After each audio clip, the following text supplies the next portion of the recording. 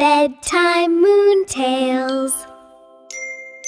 बहुत बहुत दूर, जहां कोई शोर नहीं था, जहां हवा भी धीरे चलती थी, वहां था नीला गहरा शांत समंदर। समंदर की लहरें धीरे धीरे हिल रही थीं। छप छप छप छप। ऐसा लगता था जैसे समंदर लोरी गा रहा हो। ऊपर आसमान में सूरज मुस्कुरा रहा था। नीला आसमान समंदर से बातें कर रहा था और समंदर के नीचे एक प्यारी सी दुनिया बसती थी। इसी समंदर में रहता था एक नन्हा सा कछुआ। उसका नाम था गोलू।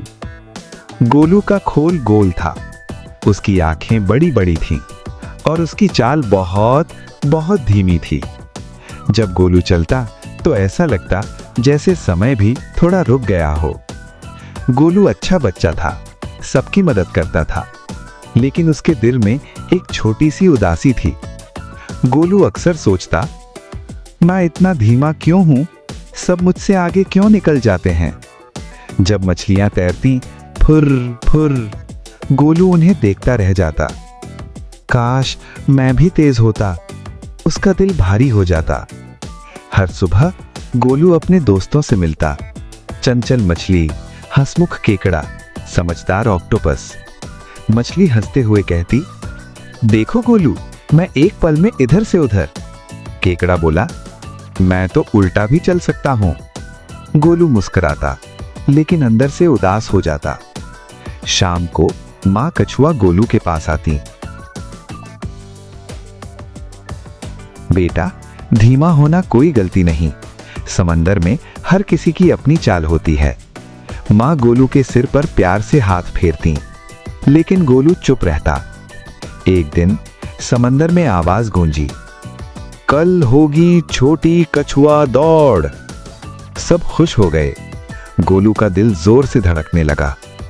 दौड़? अब सब देखेंगे, मैं भी कर सकता हूं। अगली सुबह पानी हल्का ठंडा था, लहरें शांत थीं, सब तैयार थे। धप, दौड़ शुरू हुई। मछली आगे निकल गई। केकड़ा हंसता हुआ गया।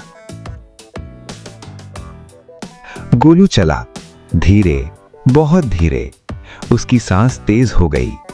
थोड़ी देर बाद गोलू थक गया, उसके पैर कांपने लगे। मैं नहीं कर पाऊंगा। उसकी आंखों में आंसू भर आए। वो रुक गया। समंदर शांत हो गया। तभी पानी हिला। एक बड़ी लेकिन बहुत शांत वेल आई। उसकी आवाज गहरी, धीमी और सुकून देने वाली थी। छोटे दोस्त, क्यों रो रहे हो? गोलू बोला, मैं सबसे पीछे हूं। वेल मुस्कुराई, सबसे पीछे होना सबसे छोटा नहीं होता। धीरे चलने वाले अक्सर सबसे मजबूत होते हैं। तभी पानी तेज हिलने लगा। एक जाल एक छोटी मछली को खींच रहा था। बचाओ! सब डर गए, लेकिन गोलू आगे बढ़ा, धीरे लेकिन बिना रुके। उसने अपना खोल लगाया। खर्र खर्र, जाल ढीला पड़ा। एक बार, फिर दूसरी बार, और चटाक, जाल टूट गया। गोलू ने बचाया।